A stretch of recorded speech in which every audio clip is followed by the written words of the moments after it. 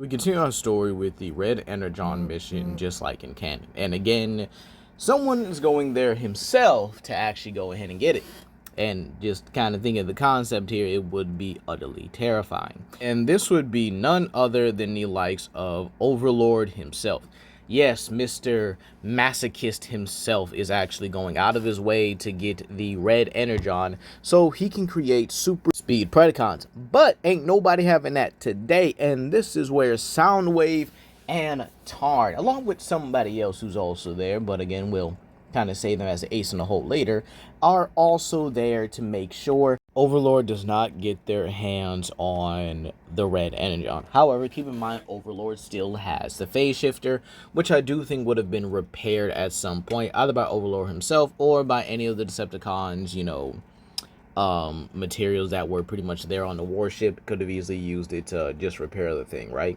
So this is where the battle takes place for the Red Energon, with Soundwave and Tarn going up against Overlord.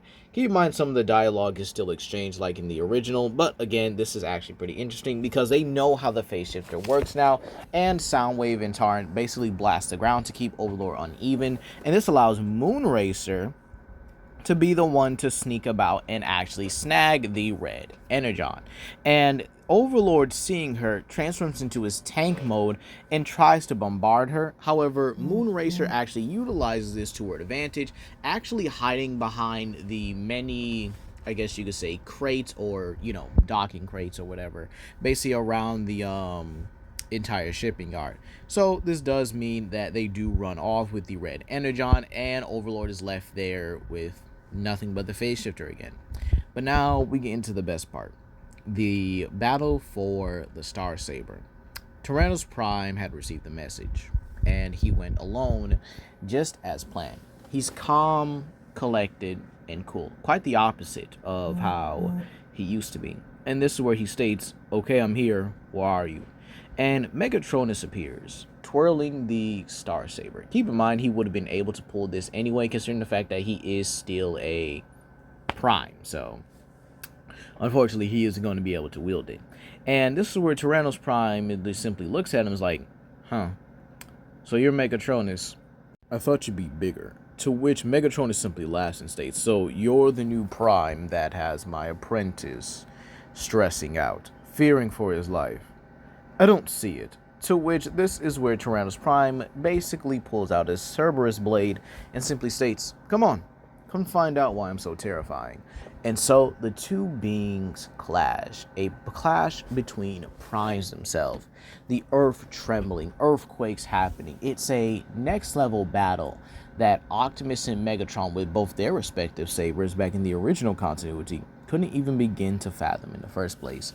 Every move is calculated. The swipes, the blast, the energy projection from Megatronus's Requiem blaster, all to be met by Grimlock's own shield and his own fire manipulation. Everything is met perfectly with each other. They counter each other, parry, block, throw even kicks and sometimes jabs when they can. And in all honesty, it seems evenly matched at first, right? However, this agitates Grimlock, and he begins to increase himself, increase his strength, his durability, his power, and stuff like that. He begins to basically get himself a new boost here.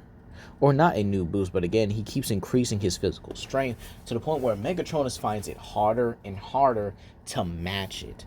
And he's like, what the heck is this? Not even Onyx Prime had this. Not even Vector Prime. He was always superior to the other primes. It's very possible he would have been superior to the Optimus Prime or the Prime before him. But he doesn't understand. Why is he so strong? Why is he so powerful? However, Megatron starts to sense something else here. Maybe this is what Overlord sensed. This presence, this dreadful feeling. Almost looking into death itself. What? No, that can't be. He has to push forward and progress. Megatronus then starts to fall back, utilizing his Requiem blaster. But again, Grimlock starts to slice through it. Actually, he starts to use his fire-based abilities to slash through it, basically creating fire waves the same way the Star Sabers are able to create these energy waves and stuff like that. However, when he slashes through them, and when one of the fire waves connects to one of the blasts of the Requiem Blaster, it creates a fire black hole, and Grimlock can feel something about it.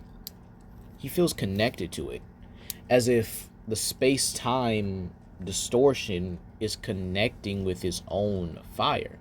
So he does it a few more times, purposely countering Megatronus's blast, until when he gets that feeling or understands that he's fully connected to it, he decides to do one thing. He absorbs the power of the Requiem Blaster. And Megatronus is taken aback by this.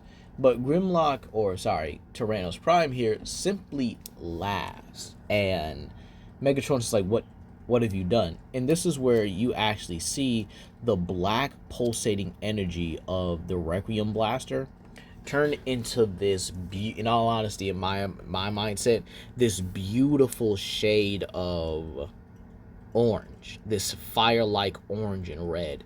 And this is where Tyrannos Prime simply states, let me show you what I learned from you, or let me show you how I can use your own powers better than you. To which he has two sparks in his finger and simply throws them out at Megatronus. Megatronus doesn't even know what to think of this. He thinks this is some weak little trick.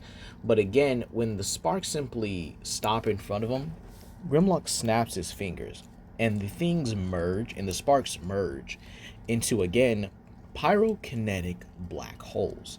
And this actually starts to rip Megatronus's alloy off.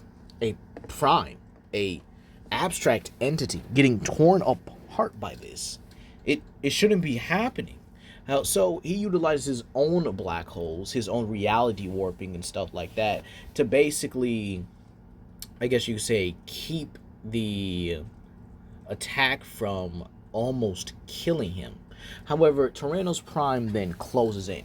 Right, left, gut shot, uppercut, hammer fist right into a knee, haymaker right into a back fist. Megatronus tries to transform. Grimlock doesn't allow it. He pounces on him, grabs him by his tank engine, and bends it back, similar to how his Dreamwave counterpart did Blitzwing.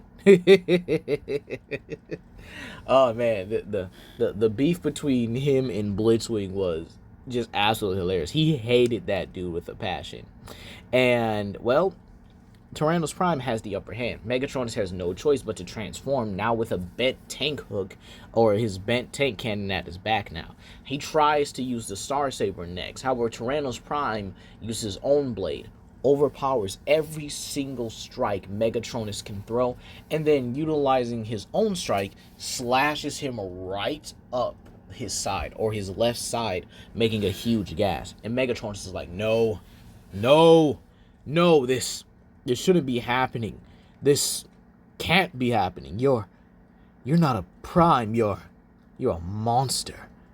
You're a demon. Into which Tyrannos Prime is like, yeah, guess I am. But I don't think you quite understand what I am at this point. I don't even think Overlord. Maybe he did understand. And now you're starting to see it. To which Megatronus Prime tries to pick up the Star Saber. However, Tyrannos Prime stomps his hand the same way Predaking did to Ultra Magnus and crushes it completely. With Megatronus Prime now holding his broken hand here as he looks at him with fear. And keep in mind, his face mask is still on, but Grimlock doesn't want that. No. You see, he pries it open with his bare hands, this time making sure it's so damaged Megatronus can't close it. And he grabs him by the throat and simply states, go ahead. I want you to really look into my optics and tell me exactly what I am. To which Megatronus looks into his optics and he sees his own past life. Wait, what do you mean? This is kind of weird. No. It's one of the few abilities Grimlock has. while he is a pyrokinetic and turns into a Hellblade Glavenus as his, beast form, I think it is time I kind of revealed what Tyrannos Prime is. Tyrannos Prime is the embodiment of vengeance.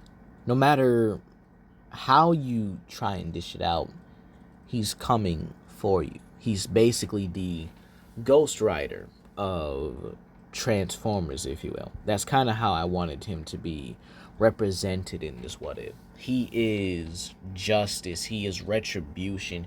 He is vengeance. He is death. And one thing that Overlord isn't going to escape is his own death. Megatronus essentially gave himself to Tyrannos Prime. And this is what Tyrannos Prime simply explains to him. You can see them, can't you? The 13. Everything that you've done up to this point, right? And Megatronus is like, yes, I do. I see it all. To which, this is where Tyrannos Prime goes even further. You see her? Megatronus doesn't respond, but Grimlock claps his hand around his throat a little tighter, or crushes his throat a little more. And this is where Megatronus is like, yes, I do. I see her. I see Solus Prime. The things I've done. I killed her. And this is where Grimlock tightens his grip further. And I killed my brothers. I killed everyone because I lost who I was. I lost my way, but I can fix this. I can bring her back. I can make amends. To which Tyrannos Prime simply looks at him. You think you can make amends for centuries of torment, centuries of a legacy you destroyed? To which Megatronus is like, yes, of course I can. There's always a chance at redemption for everyone. To which Tyrannos Prime looks at him in almost disgust, contempt, even, what's the word I'm looking for? Absolute appalling at what he's hearing, at what he just said. And this is where Tyrannos Prime simply states, you think you, of all people, can be redeemed. You're just as bad as Unicron, if not worse. To which this is where Megatronus looks further and sees something staring back. The deity, the god of death, a being above even him. The god of death, Mortalis. And he sees this as Grimlock crushes Megatronus' throat until his head is just simply rolling on the ground.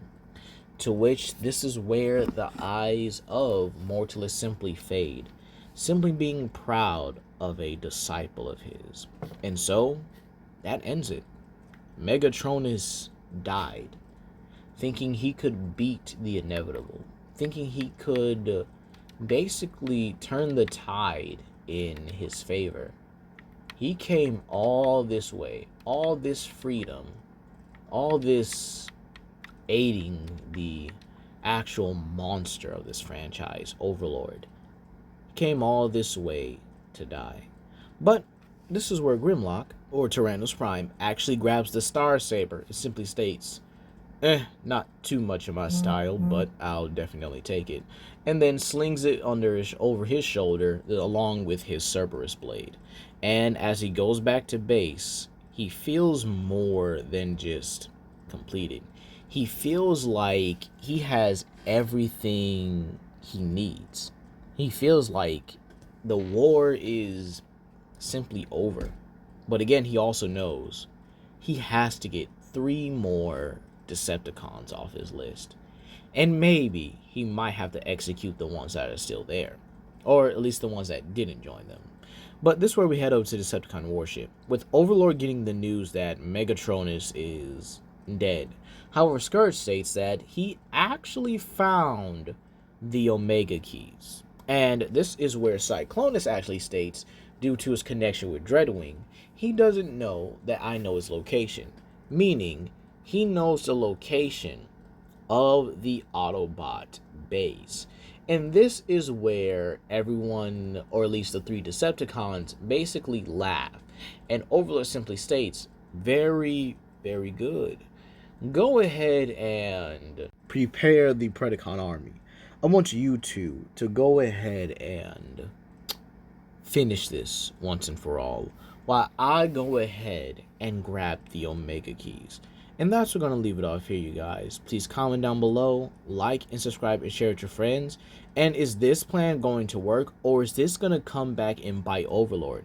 There are only 2 parts left to this series, and well, hopefully the Autobots can actually get it together before it's too late.